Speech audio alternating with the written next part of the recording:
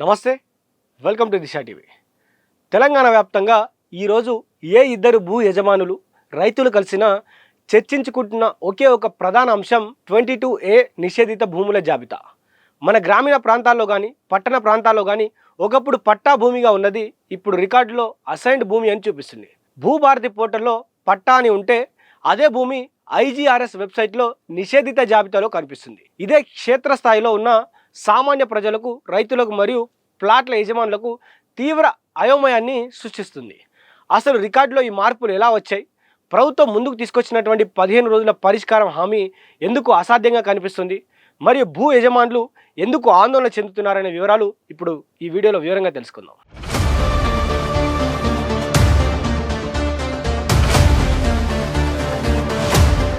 ఈ సమస్య తీవ్రతకు ప్రధాన కారణం రెవెన్యూ మరియు రిజిస్ట్రేషన్ శాఖల మధ్య డాటా అనుసంధానం లోపించడమే. ఉదాహరణకు భూభారతి పోర్టల్లో ఒక భూమి స్పష్టంగా పట్టా భూమిగా నమోదై ఉంది, కానీ అదే సర్వే నెంబర్ వివరాలను స్టాంప్స్ అండ్ రిజిస్ట్రేషన్ శాఖకు చెందినటువంటి ఐజీఆర్ఎస్ వెబ్సైట్లో పరిశీలిస్తే అది 22A నిషేధిత జాబితాలో లేదా అసైన్డ్ భూమిగా నమోదు చేయబడింది. ధరణి పోర్టల్లో అమలైన రోజుల్లో POB అంటే ప్రొహిబిటెడ్ ప్రాపర్టీ లిస్ట్లో ఉన్న అనేక లోపాలను సరిచేసుకోవడానికి బాధితులు అప్పుడులో దరఖాస్తు చేసుకున్నారు. సరైన ఆధారాలు, పహానీలు సమర్పించిన తర్వాత రెవెన్యూ అధికారులు వాటిని ధరణి లేదా భూభారతి రికార్డుల నుంచి తొలగించారు. అయితే ఆ సవరించిన సమాచారాన్ని ఐజీఆర్ఎస్ వెబ్సైట్లో అప్డేట్ చేయకపోవడంతో పాత డేటా అలాగే ఉండిపోయింది. ఫలితంగా భూ యజమానులకు తెలియకుండానే ఆయా ఆస్తి అమ్మకాలు, కొనుగోళ్లు వీలు లేకుండా లాక్ అయిపోయినటువంటి పరిస్థితి.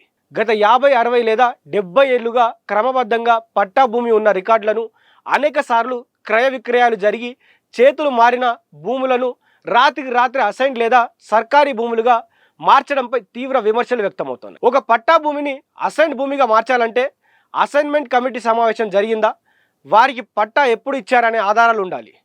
కానీ ఎలాంటి నోటీసులు ఇవ్వకుండా, యజమానులకు కనీస సమాచారం లేకుండా భూ వర్గీకరణను మార్చడం బాధితులను తీవ్రంగా కలిచివేస్తుంది. సుప్రీంకోర్టు మరియు హైకోర్టులు ఇచ్చిన పలు తీర్పులలో కేవలం శతాబ్దం కిందటి సెత్వార్ లేదా కాస్రా పహనీలు మాత్రమే ప్రామాణికంగా తీసుకోకూడదని, తదుపరిగా వచ్చినటువంటి ROR రికార్డ్ ఆఫ్ రైట్స్ రికార్డులను కూడా పరిగణలోకి తీసుకోవాలని స్పష్టం చేశాయి.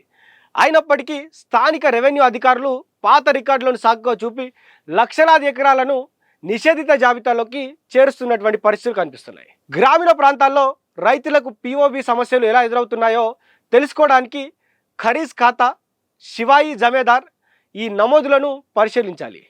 గతంలో ఏదో ఒక సంవత్సరం భూమి పన్ను కట్టకపోవడం వల్ల తాత్కాలికంగా ఖరీజ్ ఖాతాగా నమోదు చేసి ఉండవచ్చు.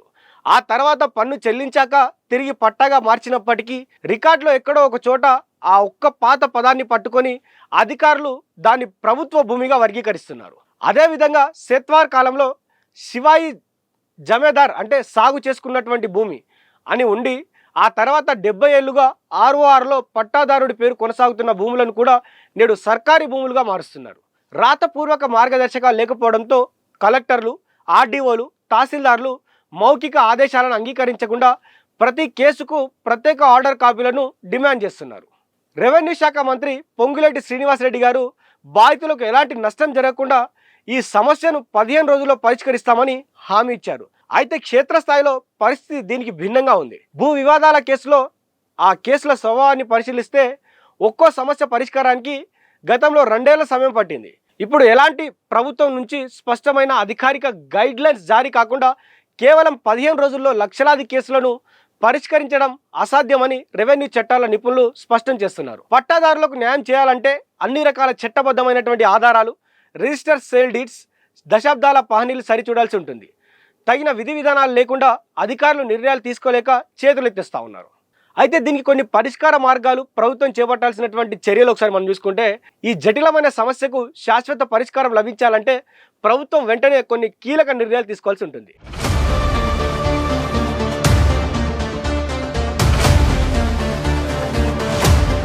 దాంట్లో మొదటిది డేటా సింక్రనైజేషన్. అంటే భూభారతి మరియు ఐజీఆర్ఎస్ పోర్టల్లో ఉన్నటువంటి డేటాను తక్షణమే ఒక తాటిపైకి తీసుకురావాలి. ఒక పోర్టల్లో పట్టాగా ఉన్న వివరాలు అన్ని చోట్ల ఒకేలా ఉండేటువంటి IT విభాగాన్ని ఒకే విధంగా ఉండేటట్టు చూసుకునే విధంగా ఆదేశించాలి.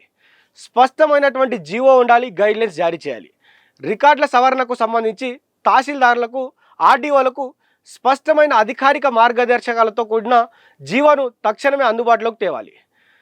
ప్రత్యేక స్పెషల్ డ్రైవ్ను పాటించేటువంటి విధంగా ఉండాలి.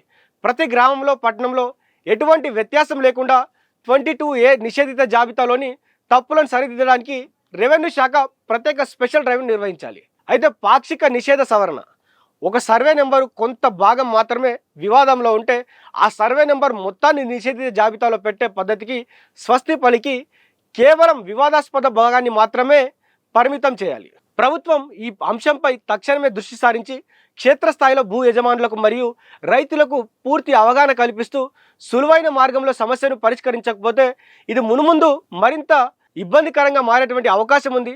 కాంగ్రెస్ ప్రభుత్వానికి కావచ్చు, అక్కడ ఉన్నటువంటి నాయకులకు కావచ్చు, రానున్నటువంటి జిహెచ్ఎంసీ ఎన్నికలు కూడా ఇది పెద్ద సమస్యగా మారేటువంటి అవకాశం ఉంది. కాబట్టి ఇక మునుముందు రానున్నటువంటి రోజుల్లో వారి పెట్టినటువంటి 15 రోజుల గడువు మరి ఎంతవరకు పనిచేస్తూ ఉంది, 15 రోజుల గడువులో వీరు ఎంతవరకు ఆ పనిని పూర్తి చేస్తారు, ఈ లక్షల కేసులను ఎంతవరకు సావరిస్తారో కూడా వేచి చూద్దాం. మరి పొంగులేటి శ్రీనివాసరెడ్డి చెప్పినటువంటి మాటలకు మరి అక్కడ ఉన్నటువంటి భూభారతి పోర్టల్ ఉన్నటువంటి సమస్యలను ఎన్ని రోజుల టైం పడుతుంది, ఎన్ని రోజుల్లో ఈ రైతులకు, భూ యజమానులకు, ప్లాట్ల యజమానులకు వారు సరైనటువంటి ఆదేశాలు, గైడ్లైన్స్ ఇచ్చి ఈ 22A నిషేధిత భూముల అయితే ఈ వ్యవహారం నడుస్తూ ఉందో, ఈ రచ్చ నడుస్తూ ఉందో దీనికి సంబంధించినటువంటి మళ్ళీ కొత్త అప్డేట్ ఏమొస్తుందో కూడా వేచి చూద్దాం. చూస్తూనే ఉండండి దిశ టీవీ.